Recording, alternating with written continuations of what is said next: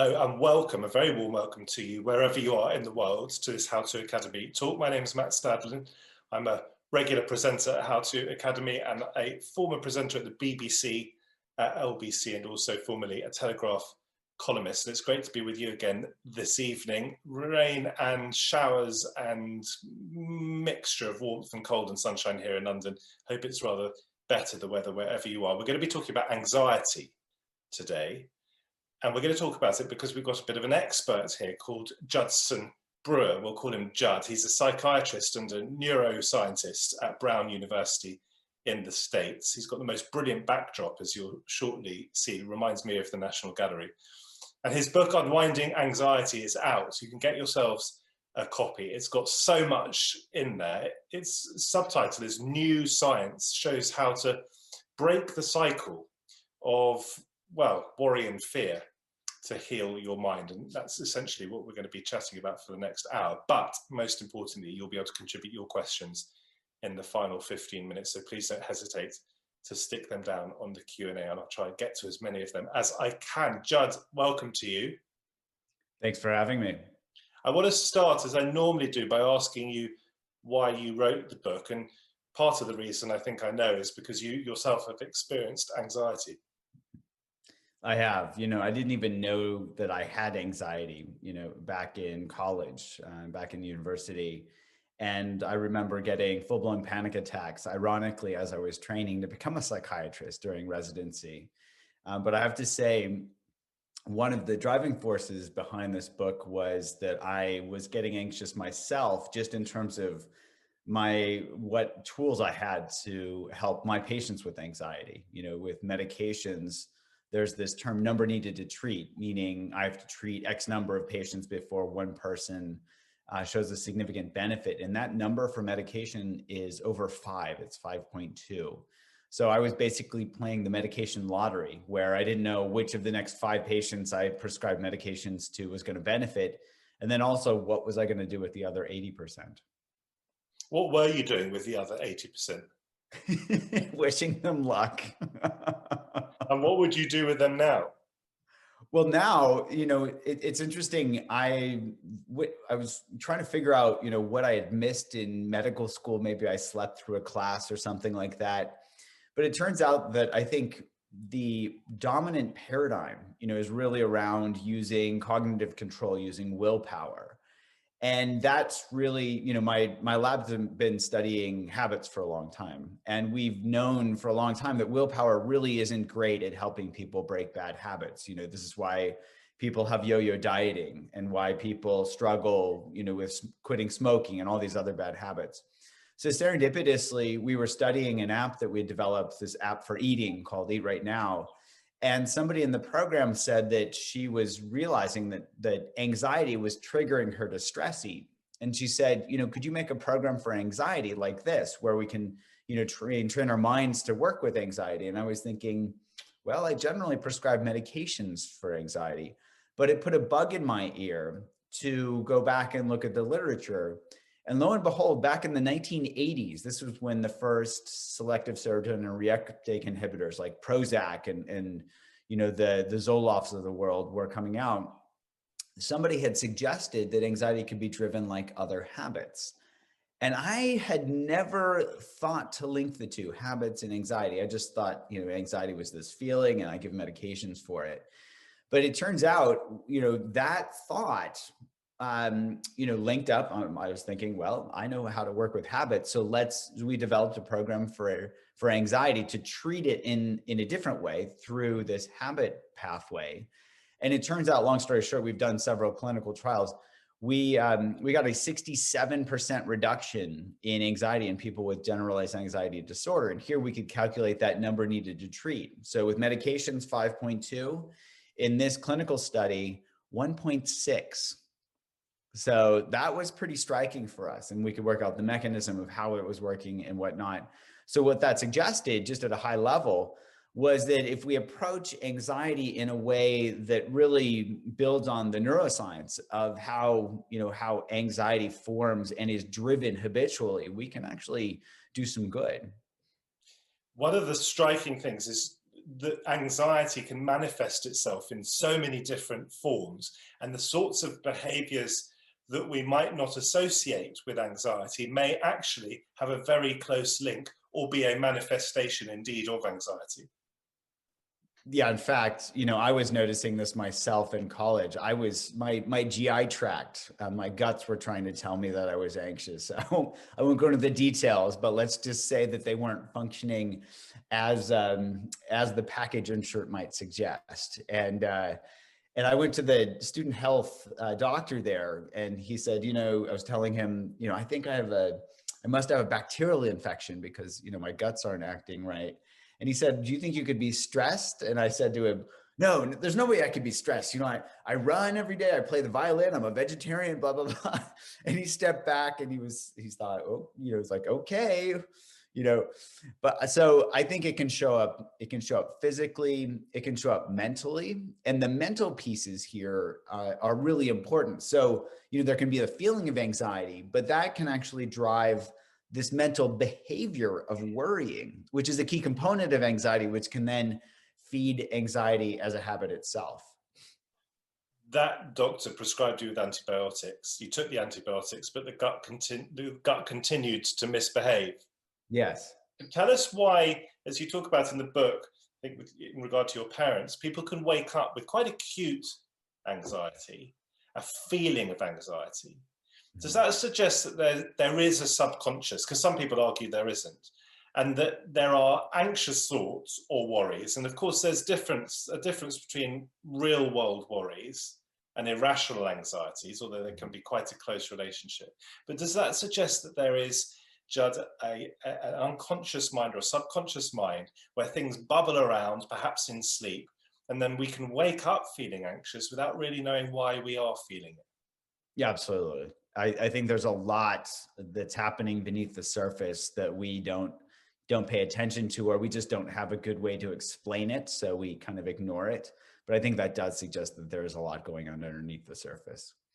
Now, modesty aside, because there are lots of books about anxiety, and I've talked to people on How to Academy platforms about anxiety. We know, as you reference in the book, that during the pandemic, anxiety has really ratcheted up in the statistics. Why should we be paying attention to your particular methods of dealing with it? Well, if there were better methods, I would suggest people pay attention to those. We kind of started using this method just out of necessity because there was nothing else that was working. The medications, as I mentioned, weren't to the level of my satisfaction and certainly to my patient's satisfaction. Using cognitive control, when you look at it, it's the first, it relies on a part of the brain called the prefrontal cortex, which is the weakest part of the brain from an evolutionary perspective. And it's the first part of the brain that goes offline when we get stressed or anxious. So here, you could say it's my method, but it's really not. It's really just bringing together some well-known neuroscientific principles and applying those to anxiety itself. Here, we wanted to really find what was going to be solid, what was going to work kind of no matter what. And here we've got to rely on the oldest and the strongest parts of the brain rather than the newer, the younger, the weaker parts of the brain. And I guess we should be aware, British viewers should be aware that things work slightly differently in the States. So here, a psychologist who might help you with cognitive behavioural therapy and perhaps might adopt some of your techniques. They can't prescribe drugs. The psychiatrists can, and some psychiatrists, of course, will work with you in talking therapy. But I would suggest their main function, I'm no expert, but I'd suggest their main function is that they're able to prescribe drugs. Now, you as a psychiatrist in the States, you very much do work, as well as being able to prescribe drugs, you very much do work with people and talking therapies and implementing the sorts of strategies that you outline in the book. I do. And I think the systems are very much the same in the US, where most psychiatrists, get a very short period of time with patients and they're encouraged to prescribe medications. Here, I take that opportunity. I generally get about 20 minutes a visit with a patient. And I take that opportunity to do, to prescribe medications as appropriate, but also to train people how their minds work. And in fact, it doesn't take that long to train somebody how their mind works.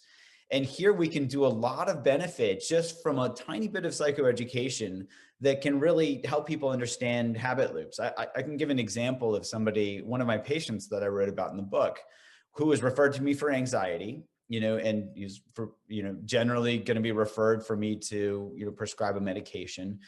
And he was just, when I started taking his history, he was describing how he would drive on the highway and he felt like he was in a speeding bullet. He felt like he was going to get into a car accident, to the point where his anxiety was leading him to have panic attacks and then avoid driving on the highway altogether. So I just pulled out a piece of paper after a couple of minutes of hearing him describe his background. And I said, okay, let's see if we can map this out together. What is it that's leading you to do this avoidant behavior? It was those thoughts. And so I just wrote down trigger, behavior, result on a piece of paper, because that's really how all habits are formed. And I said, okay, what's the trigger? It was those thoughts. What's the behavior? At this point, it was him avoiding driving on the highway. And then the result was that he could avoid having those panic attacks, but it was really severely limiting his mobility. He was even nervous driving to my office, even though he didn't have to drive on the highway. But just that mapping out process that literally took us, 30 seconds, what's the trigger, what's the behavior, what's the result, helped him see how his mind worked. It was kind of like his mind was this black box. And this guy had had anxiety for 30 years, right? So he had full-blown panic disorder. He had full-blown generalized anxiety disorder. He didn't know how his mind worked. But just taking a moment to map it out, just in terms of these very basic processes, really put him back in the driver's seat, so to speak, where he could see, oh, this is my mind driving itself. And that in itself, anybody can do that. It doesn't take that long to do. That in itself can help somebody start to take that first step toward working with their anxiety. So mapping out your anxiety first and understanding it, accepting that what you're experiencing is anxiety, is clearly a key step in the process to recovery. And indeed, you devote the first part of the book to precisely that. Can you give us, in the simplest terms, and perhaps without using that example, the clearest understanding of how we need to map out our anxiety? So if I came to you and said, I've got generalized anxiety disorder, what's the mapping out process that I would need to go through? Yes, and in fact, we put together a free PDF that anybody can download and do this mapping themselves. It's just on the website, mapmyhabit.com. So what I would do is I would probably encourage somebody to download that PDF so they would have a template and have a piece of paper they could print out that kind of has the process for them. And here on the worksheet, it basically has a big circle with a trigger, a behavior, and a result or a reward listed on it. And so if you came into my office and you said, I'm anxious, and I said, okay, let's start mapping this out, I would ask you, is it thoughts? Is it the feeling of anxiety? What is it that triggers you to worry? So maybe give me a hypothetical example. So let's say COVID. Okay, so COVID. So is it thoughts about COVID that might make you feel anxious? Let's say you were worrying about infecting other people. Okay, perfect. So that worrying is actually the mental behavior that we would write down. So I'd write down under behavior, worrying. And then I would map it back and say, okay, what is it that triggers the worrying? It might be a physical sensation, it might be a thought, and we would map that out. And then we would go forward.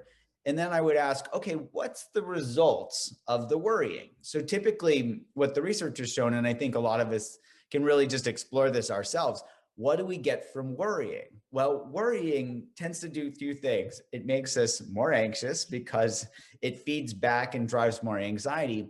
And it also takes a lot of energy because worrying is just really exhausting.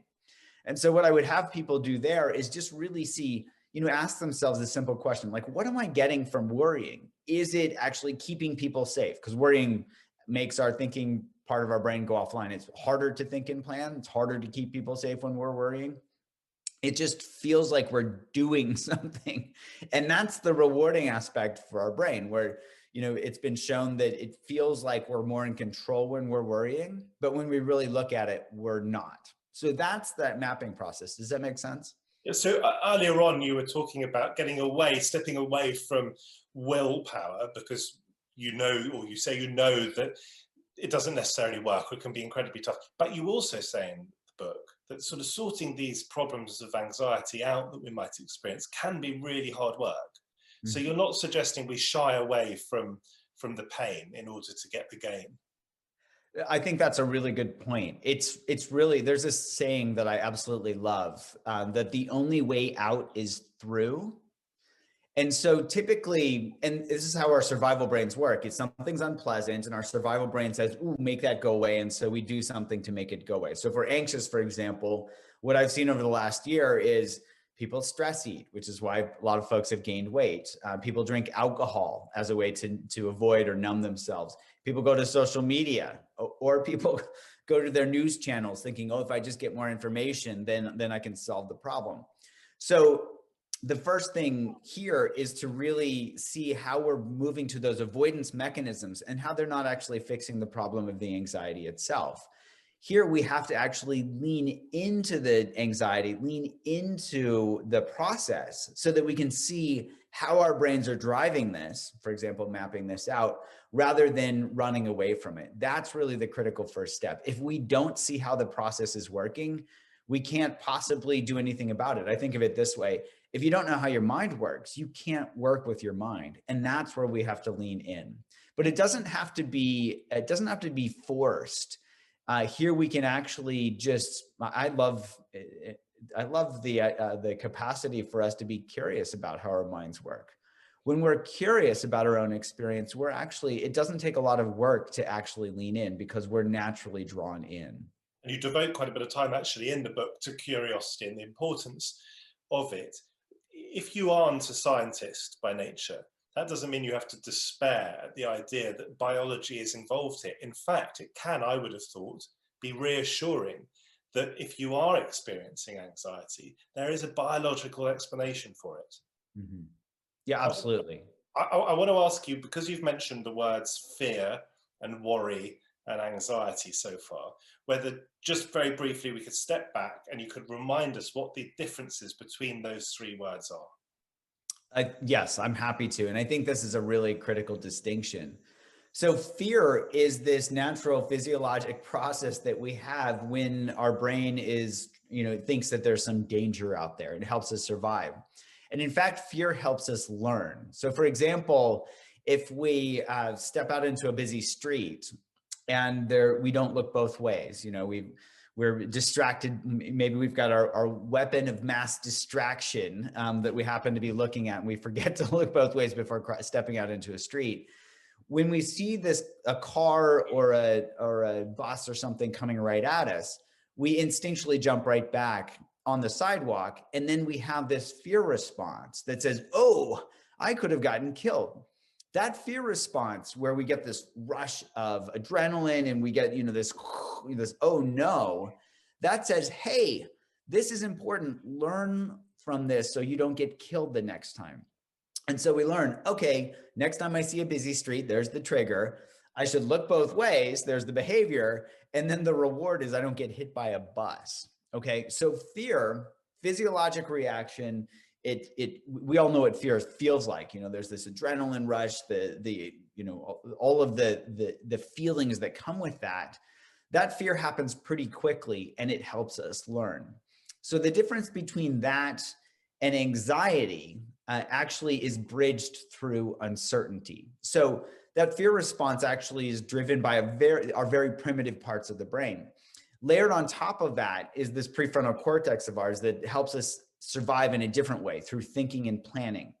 And the way it helps us survive is through through basically simulating the future based on past experience.